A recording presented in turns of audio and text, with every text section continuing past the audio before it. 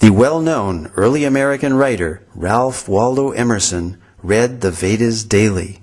Emerson wrote, "I owed a magnificent day to the Bhagavad Gita." Henry David Thoreau said, "In the morning, I bathe my intellect in the stupendous philosophy of the Bhagavad Gita, in comparison with which our modern world and its literature seems puny and trivial." So great were Emerson and Thoreau's appreciation of Vedantic literatures that they became known as the American Transcendentalists. Their writings contain many thoughts from Vedic philosophy.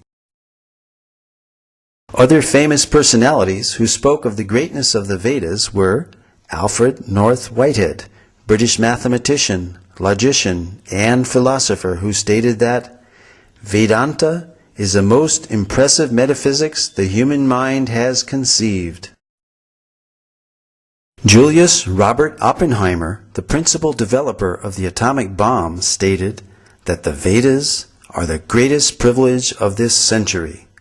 During the explosion of the first atomic bomb, Oppenheimer quoted several Bhagavad Gita verses from the 11th chapter, such as, "Death I am, cause of destruction of the worlds." When Oppenheimer was asked if this is the first nuclear explosion, he significantly replied, "Yes, in modern times," implying that ancient nuclear explosions may have previously occurred. Lin Yutang, Chinese scholar and author, wrote, "India was China's teacher in trigonometry, quadratic equations, grammar, phonetics, and so forth." Francis Voltaire stated, "Everything has come down to us from the banks of the Ganges." From these statements we see that many renowned intellectuals believed that the origin of scientific thought was the Vedas. The Vedic literatures contain descriptions of advanced scientific techniques, sometimes even more sophisticated than those used in our modern technological world. Modern metallurgists have not been able to produce iron of comparable quality to the 22-foot-high Iron Pillar of Delhi, which is the largest hand-forged block of iron from antiquity. This pillar stands as mute testimony to the highly advanced scientific knowledge of metallurgy that was known in ancient India. Cast in approximately the 3rd century BCE, the 6.5-ton pillar over 2 millennia has resisted all rust and even a direct hit by the artillery of the invading army of Nadir Shah during his sacking of Delhi in 1737. Vedic cosmology is yet another ancient Vedic science which can be confirmed by modern scientific findings. And this is acknowledged by well-known scientists and authors such as Carl Sagan and Count Maurice Maeterlinck, who recognized that the cosmology of the Vedas closely parallels modern scientific findings.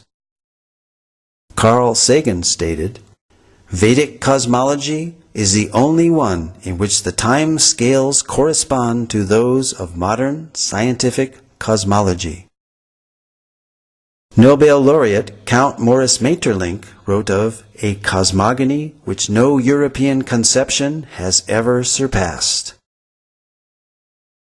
French astronomer Jean-Claude Bailly corroborated the antiquity and accuracy of the Vedic astronomical measurements as more ancient than those of the Greeks or Egyptians, and that the movements of the stars calculated 4,500 years ago does not differ by a minute from the tables of today. The 90-foot-tall astronomical instrument known as Samrat Yantra, built by the learned king Suai Jai Singh of Jaipur, measures time to within 2 seconds per day. Cosmology and other scientific accomplishments of ancient India spread to other countries along with mercantile and cultural exchanges. There are almost 100 references in the Rig Veda alone to the ocean and maritime activity. This is confirmed by Indian historian R.C. Majumdar, who stated that the people of the Indus-Saraswat civilization engaged in trade with Suma and centers of culture in Western Asia and Crete. An example of these exchanges is found in the inscriptions on the Heliodorus column, erected in 113 BCE by Heliodorus, a Greek ambassador to India and convert to Vaishnavism, as well as the 2nd century BCE coins of Agastocles, showing images of Krishna and Balaram. These artifacts stand testimony that Sanatana Dharma predates Christianity. This also confirms the link between India and other ancient civilizations such as Greece, and shows that there was a continuous exchange of culture, philosophy, and scientific knowledge between India and other countries. Indeed, the Greeks learned many wonderful things from India. Voltaire, the famous French writer and philosopher, stated, "Pythagoras went to the Ganges to learn geometry." Abraham Seidenberg, author of the authoritative History of Mathematics, credits the Sulba Sutras as inspiring all mathematics of the ancient world, from Babylonia to Egypt to Greece. As Voltaire and Seidenberg have stated, many highly significant mathematical concepts have come from the Vedic culture, such as the theorem bearing the name of the Greek mathematician Pythagoras is found in the Shatapatha Brahmana, as well as the Sulba Sutra, the Indian mathematical treatise written centuries before Pythagoras was born.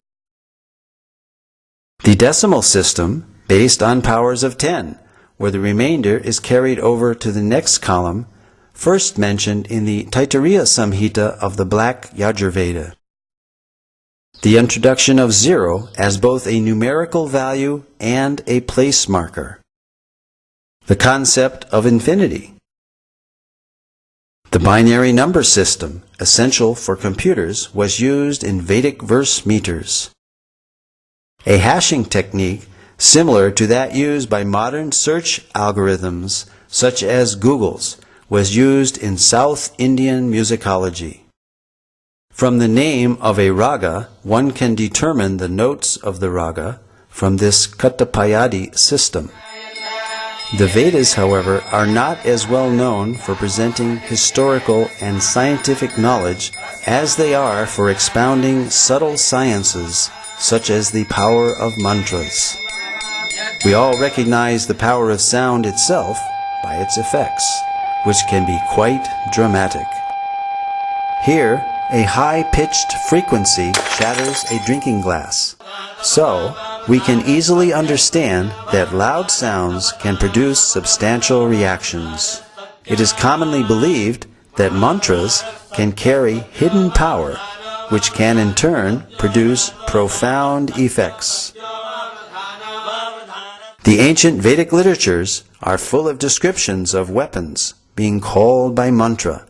For example, many weapons were invoked by mantra during the epic Kurukshetra war, wherein the Bhagavad Gita itself was spoken.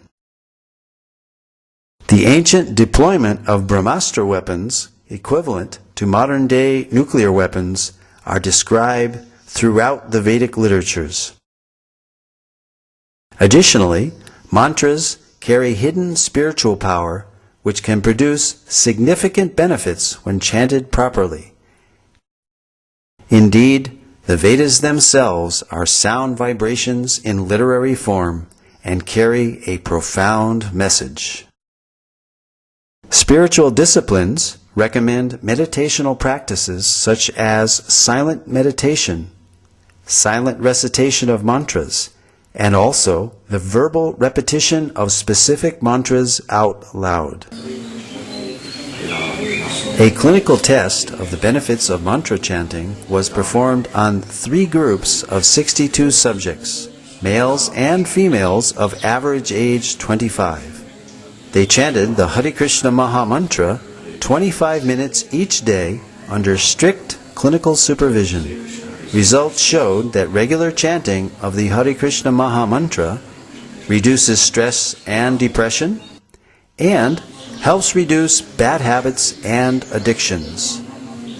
These results formed a PhD thesis at Florida State University.